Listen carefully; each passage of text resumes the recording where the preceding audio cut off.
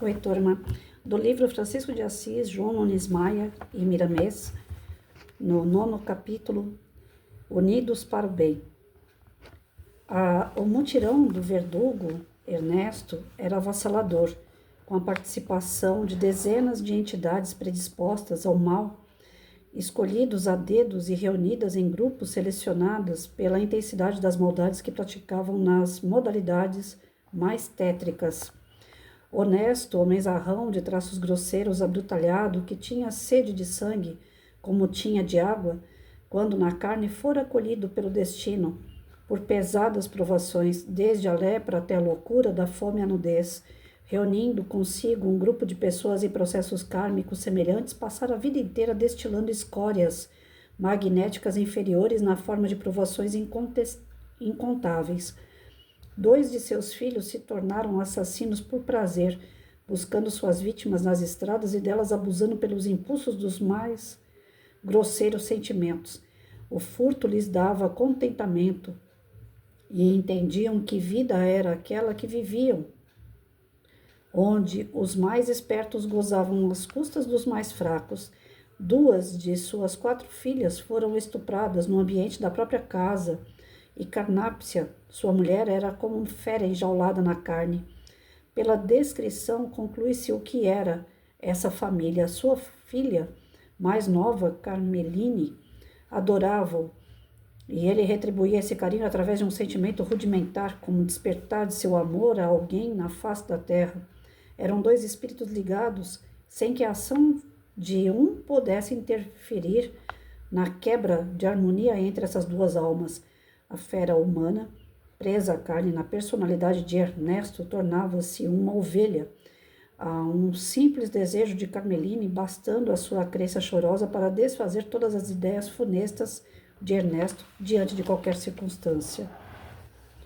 Certa ocasião, Carmeline gozava das delícias da natureza em pequena campina, corria como se fosse uma gazela no bolinar dos ventos, estirava os braços horizontalmente, parecendo aconchegar no peito a própria vida.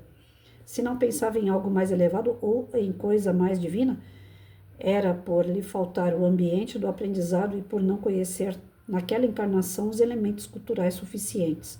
Entretanto, no íntimo conhecia, por assim dizer, a ciência da vida pelos prismas em que ela se manifesta, por intermédio da natureza, como máquinas a escola da intuição, e os sentidos aguçados escrevem para a razão, deixando que o coração as leia, a fim de que lentamente a conscientização se faça, sem que a dúvida participe.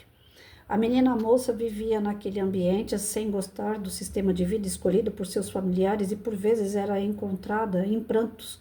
A sua idade não lhe permitia chamá-los à ordem, pelas desumanidades que praticavam todos os dias, e o próprio clima fustigava suas aspirações. O velho vivia mais brando pela sua presença, que lhe tonificava o coração e fazia seus instintos se entorpecerem no esquecimento. Em seu passeio pela vegetação rasteira, Carmeline foi raptada por 2 malandros que, qual corvos, viviam à procura de vítimas indefesas, buscando distrair seus instintos.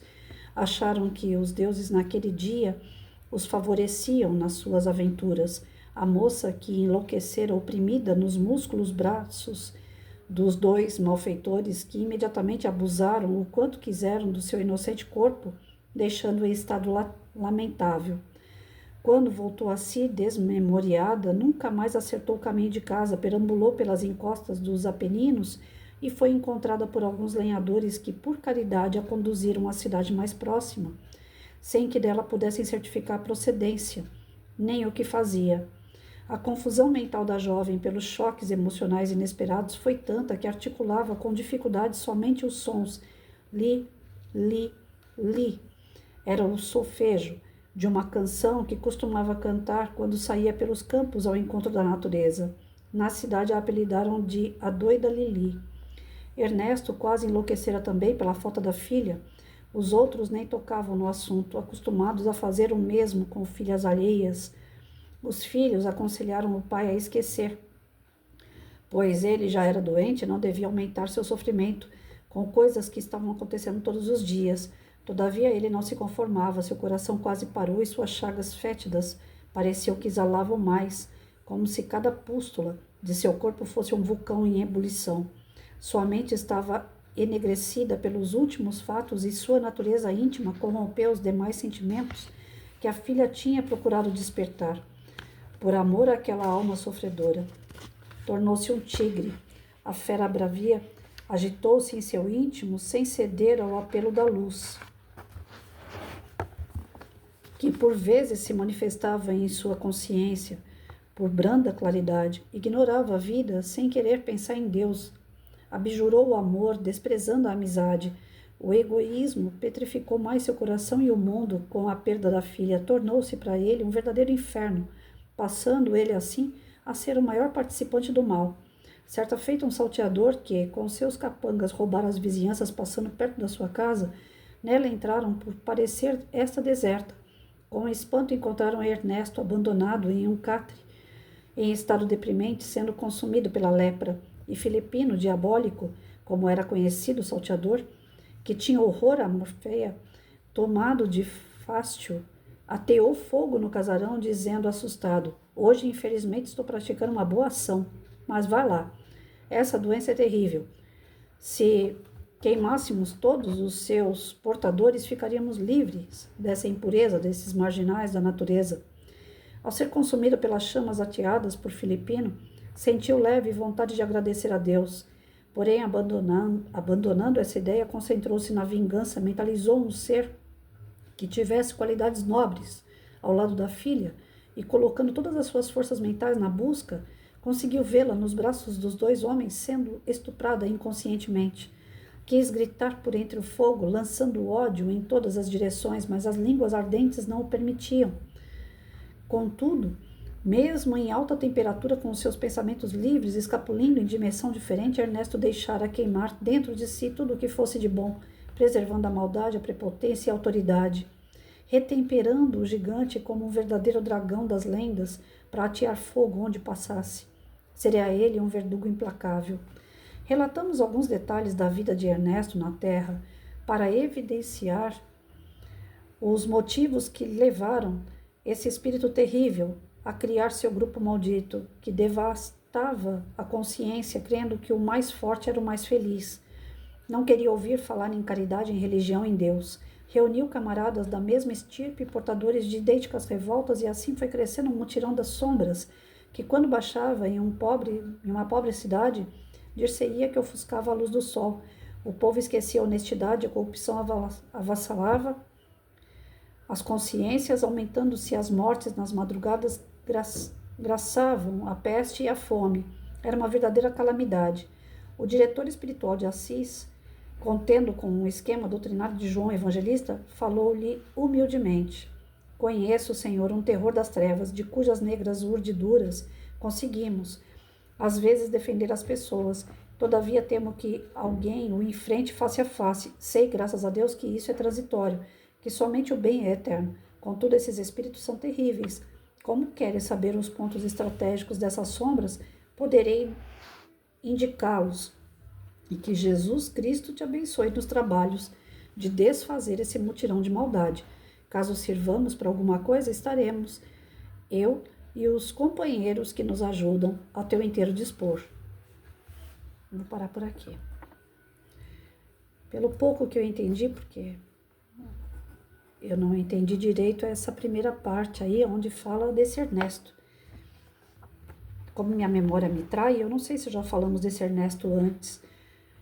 Então, aqui está dizendo que o Francisco de Assis, ele vem à Terra para combater esse mutirão de espíritos trevosos, ao qual é encabeçado por esse Ernesto. E aqui justifica, né?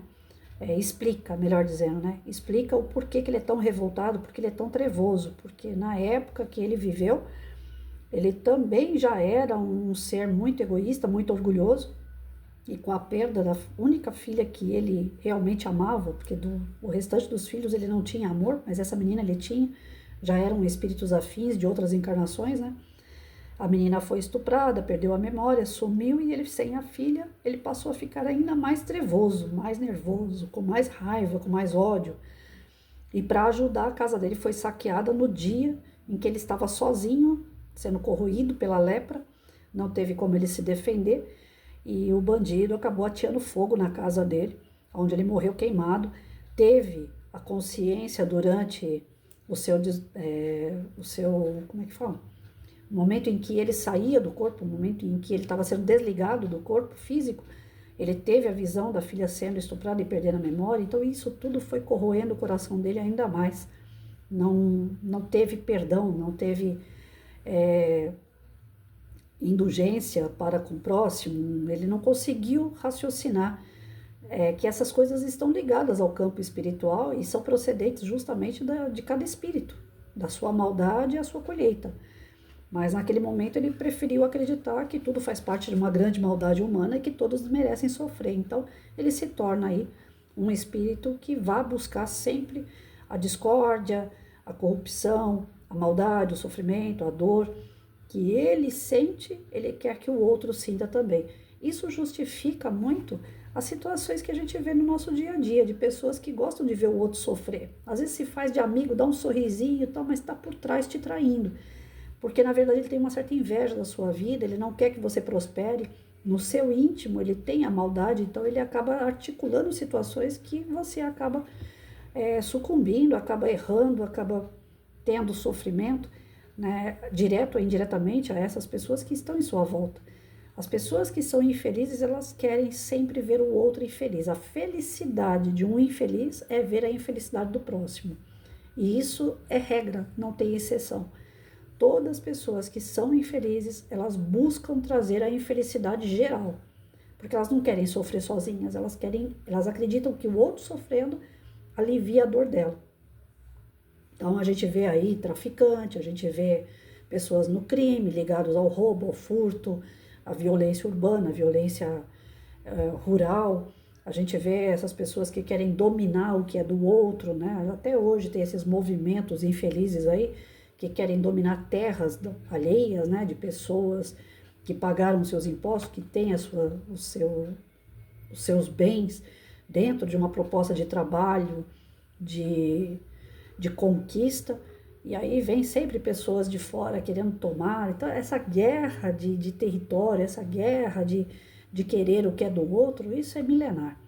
Já vem acompanhado na raiz do espírito há muitas e muitas encarnações. E somente mesmo o perdão, somente mesmo a sua reforma íntima é que pode transformar um ser desse num ser melhor. Todos vamos chegar lá. Cada um a seu passo mais lento, outro passo mais acelerado, um com mais consciência, outro com menos consciência, todos nós vamos evoluir. Mas enquanto não existir a evolução do espírito, o seu mundo, o mundo que está em sua volta, sempre vai ter momentos infelizes de violência, de dor, de sofrimento. E como nós estamos passando por uma fase onde nós estamos saindo do planeta de provas e expiações e entrando num sistema de regeneração, esse tipo de dor causado por espíritos mais trevosos, mais enraivecidos, mais orgulhosos, esse mundo não vai fazer parte realmente de pessoas desse nível. Então, as leituras sempre fazem pra gente aquela chamadinha, aquela puxada de orelha do tipo assim, tá em tempo, né? Trata de entrar na linha, porque senão aqui você não fica. E eu tenho levado muito a sério esses estudos, porque em todos os lugares que eu vou buscar fonte, que eu vou buscar um pouco mais de informação, a espiritualidade sempre reforça esse tipo de recado. Cuidado que nós estamos numa transição. Então, já brigamos demais no passado, continuamos brigando sem necessidade. Está na hora da gente brigar com a gente mesmo, da gente poder matar aquilo que a gente causa de mal para nós e para o próximo, né? A nossa briga agora ela tem que ser interna, não tem mais que ser externa, não tem que ser por causa de terreno, por conta de casa, por conta de dinheiro. Agora a nossa briga é aqui, é a gente com a gente mesmo. E já passou da hora, né, gente?